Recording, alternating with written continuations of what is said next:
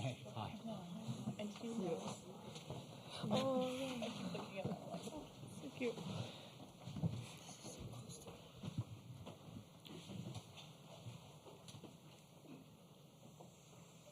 All right, we'll go ahead and get started. A reminder to please silence your cell phones, and then whenever you do get the mic to ask a question, please give your name and affiliation. We'll get started with Jenny, third row left. Actually, wanted to ask you a little bit about Jada Coleman. They've switched their lineup around a lot, but she's consistently been that leadoff spot for them. What's the biggest challenge when you face her in specific? And I know they've got a lot of good hitters, but her in specific. Yeah. We can go right into it. First question's good, yes. Scouting report. Jada's an athlete. I remember her playing shortstop in the recruiting days. She is extremely passionate, and you can see that in her at-bats. So, again, this will go back to our studying tonight, but facing her, mixing spots and all that kind of stuff is going to be big. But her speed plays for her, athleticism plays for her, let alone her skill sets. She stays in the zone for a good amount of time with her barrel, and just a really good hitter. And we're excited to compete against her and the rest of the lineup. Okay, we'll go front row right. Lewis Racer, OU Daily. Yeah, there you go. Lewis Racer, OU Daily. Catherine, you've faced OU a couple times in your career. Just what have you taken away from those experiences, and what makes this current roster just so tough to face? Yeah, every time I face them, they've had an extremely difficult roster. Definitely keeps you on your toes, but I think that it is just the coolest challenge as a pitcher to put yourself up against the best and see what you got. And so really excited to face them, and I think it's really cool to have some experience playing them before. They know me a little bit, I know them a little bit, and yeah, it should just be really fun softball this week. All right, we'll go third row left. Lee Dobbins, rounding third softball. Coach, obviously the off day is something new within the schedule, or fairly new within the schedule. Step us through a little bit about what your day looks like today as far as with the squad. Are you guys working out? Are you working out within the complex? And just kind of step us through the day a little bit. Yeah, we've been fortunate to benefit from how the tournament's been set up, something we've been fighting for. So obviously winning, gives you the off days. So it's been really nice to have the day to get up in the morning, get a little regen. We take a little walk as a team. Everyone's in a little different spot and what they need for their bodies. Some family time, and then we have some team time, dinner, and then some scouting and being prepped for the next day. So it's a very good schedule. We put ourselves in a good spot where a couple years ago it was midnight, you're home and you're playing the next day and you're trying to figure out how to scout and how to get ready. And it was also hot. The weather's been incredible here too. So we've been in a really good position on that side of it. But yeah, it's something that practice wise, I think we put our time in the fall. We put our time in the season. So to us, it's more about mentally being prepared than it is in the physical part. So we take the off days as a complete off day. Okay, we'll go second row right. Jana Bardall with The Athletic. Lonnie, if you've been able to watch, what kind of things did you see Stanford do that they were able to keep their games against Oklahoma so close? And are there any parts of that you guys could maybe mimic? Yeah, well, Nija's 75-mile-an-hour rise ball. We'll try to mimic as best we can. But they do an incredible job. It's super cool. I was able to coach Tori and Jess Allister, and to watch what they've done for that program is super special. And so I think there's some heart and passion in the circle and the team getting behind them, playing them. Did see them sell out for Jordy. They got after a game plan and they stuck to it, and that was really awesome to see. And I know sometimes in my time coaching at Stanford, we may not get the top athletes, but they were all in. The athletes were all in and going to make adjustments and get after it. And we try to keep that with us too. We get some special athletes here, but this is an all-in team too. So when we go to a game plan and we get after it, they are selling out left and right. And we're going to take some lessons that they learned and implement into our style too. And for any of the players, a lot of people have talked about just the margin of error against Oklahoma is so small. And if you guys think back to when you played them earlier in the season, they jumped ahead pretty quickly, maybe in the fourth inning. How do you avoid those moments and avoid them capitalizing really quickly and not being able to catch up?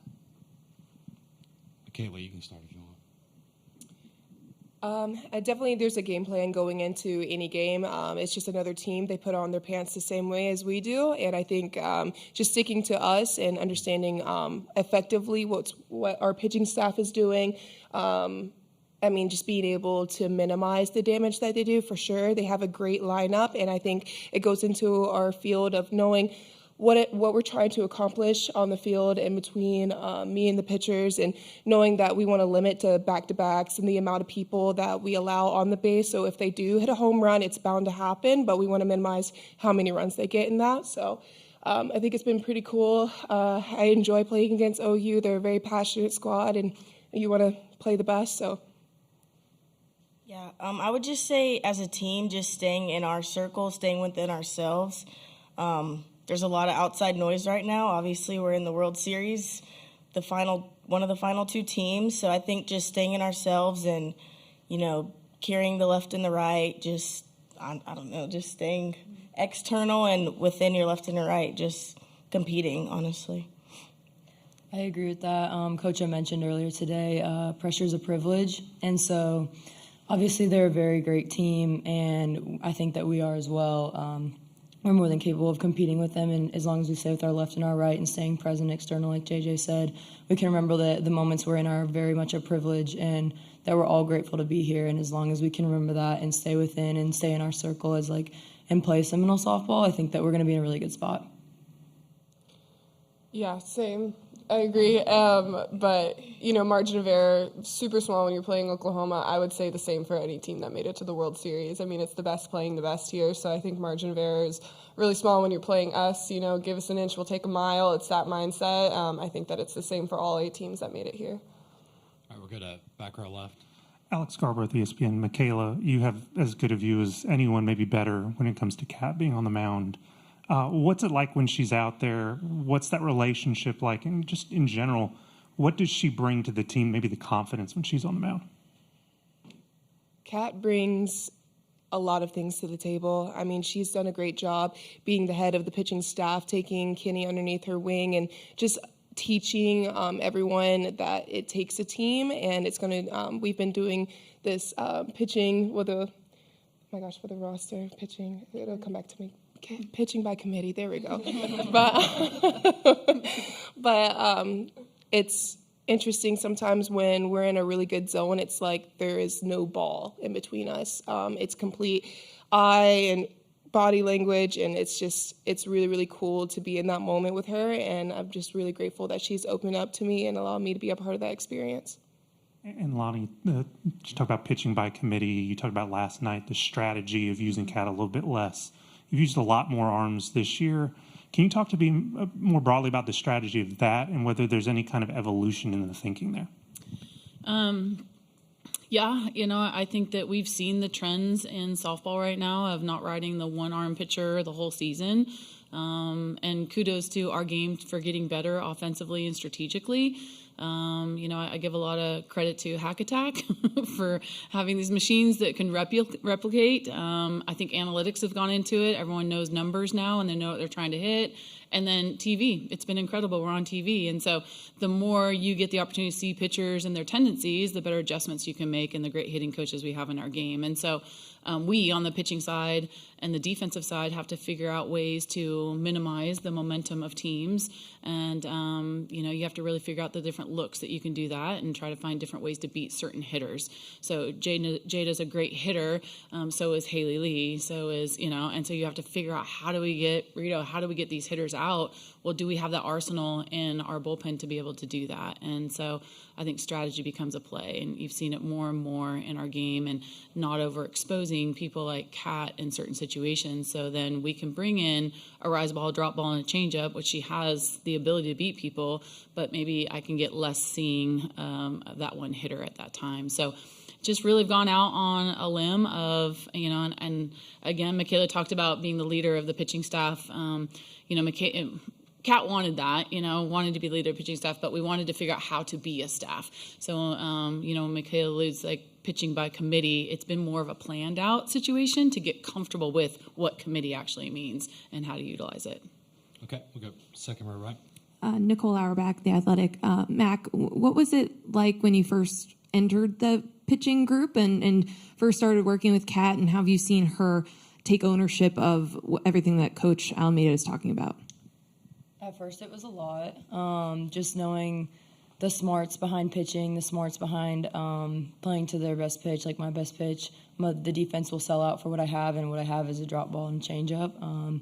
So I think that having Kat as a leader, last year stepping in, like I didn't really know who she was, but immediately she like took my hand and guided me, and I couldn't be more grateful for that. And this year I've seen her step up even more so than last year. We've got a really big staff, and she's managed to lead every single one of us in different ways. I think it's a testament to her leadership for sure, and just the ability to know each one of us and lead us in that way. And Coach has also done a great job with this, and I for sure wouldn't be where I'm at with the confidence level that I have or the capabilities I have without either of these two behind me. All right, we go second row left. Tarek Moss here with the Norman Transcript. For Lonnie, how do you go about preparing for a defense that doesn't make very many mistakes? And I know you guys have played a lot of good teams in the past, but as far as psychologically, how do you go about kind of preparing your team for that situation?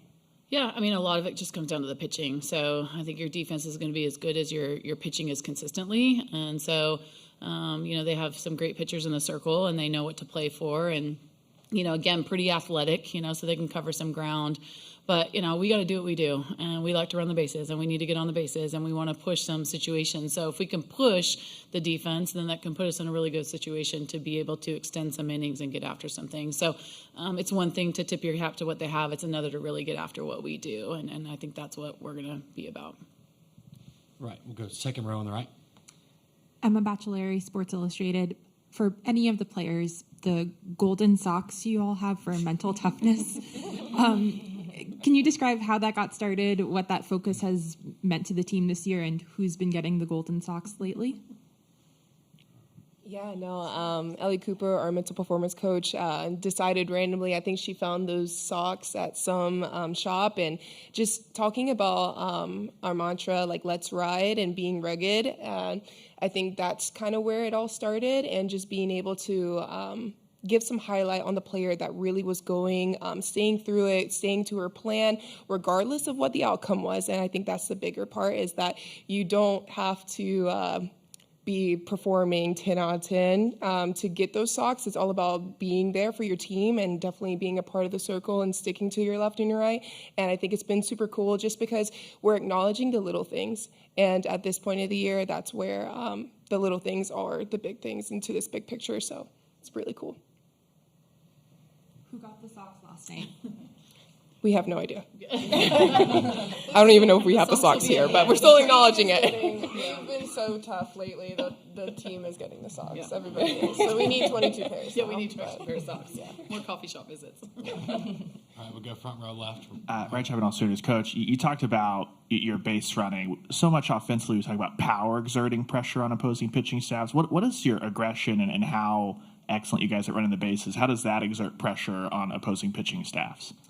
I think one is when you look at teams that can run, you put away certain pitches. You're looking at the opportunity for maybe a ball in the air versus a ball on the ground or a strikeout pitch. And I wouldn't say it's just that's our sole thing. It's just something that we really make sure that we take pride in every day at practice. So this isn't like, hey, this week let's work on base running. It is an every week thing for us because, again, you can have power, and last night we had power. So as long as we're training all facets in our offensive strategies, then we have things to go to. And I think when you force the defense to shut you down, which when we base run against us every day, it makes us better on the defensive side. And you realize how the margin of error, a ball here versus a ball here, can be safe or out. And so we really just take pride in that piece of pushing that. Okay, we'll go to third row right. Brett Nevitt, Knowles 247. Coach, just what is it like being around this team on a daily basis, and how much time is spent off the field to build the culture that you've built at this program? Yeah, I mean, it's been incredible this year. Probably one of my, I guess, as a staff and as a coach, a challenge this year. It's I feel like we had a little bit of still the COVID overhang. I feel like the Gen Z mindset and then the expectation. We had a lot of feelings from last year, the end of last year. And so really trying to manage different people from where they're at. I think some people were upset about the season. Some were still trying to figure themselves out. Some were still trying to gain confidence, and we were still trying to figure out how to be a team. And so we kept pushing the buttons. And fortunately, every single player stayed in it from where they were and kept rising up. And it's just so cool to see them right now earn this moment. You talk as a coach all along, like how I want you to experience the World Series. They'll have that for their lifetime. They're going to have these moments for a lifetime. And like I said last night, like I chose this career and I have a passion for it. So then they can have these moments of elation that they've each earned. Janai's earning it, Kat's earning it, Michaela's earning it. And they're going to have that forever. So I'm so proud of us as a staff to be able to kind of keep our arms around this circle and let them have their moments. All right, we have a question on Zoom from Kurt.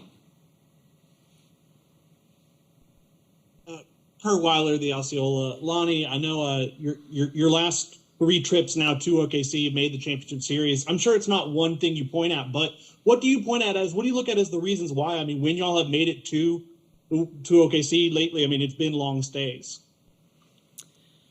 Yeah, I mean, I always fall back on how we do things. I mean, when we have a saying, how you doing things, how you do everything. And what we're doing right now is no different than what we did in February or March. And we really take pride in, as a program, building for this time of year. So, as a team, you're going to go up and down in successes throughout the season. But our mindset is always like, I want Kat to be the strongest at the end of the season. I want Janai to learn these moments, so at the end of the season, she's super comfortable in them, and just all facets of it. So I think that, we have this vision, and it's mapped out, and we check the boxes as we go along. And, I feel like when you're building that process piece, then they can always rely on, this is how we do things, and it's not something new at this point in the year. And I truly believe that's a big part of it. It's just our culture and how we live daily. And yes, there is an expectation of how to play the game of softball, but it's off the field too, and it's how you deal with each other on and off the field. And I see that show up for them a ton, and they can rely on each other.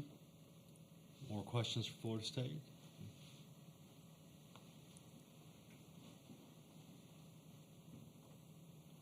Obviously, last night, social media, the video of Lonnie walking in the locker room, just for any of the players, just what does she mean to you, and all the coaching staff, what do they mean to you?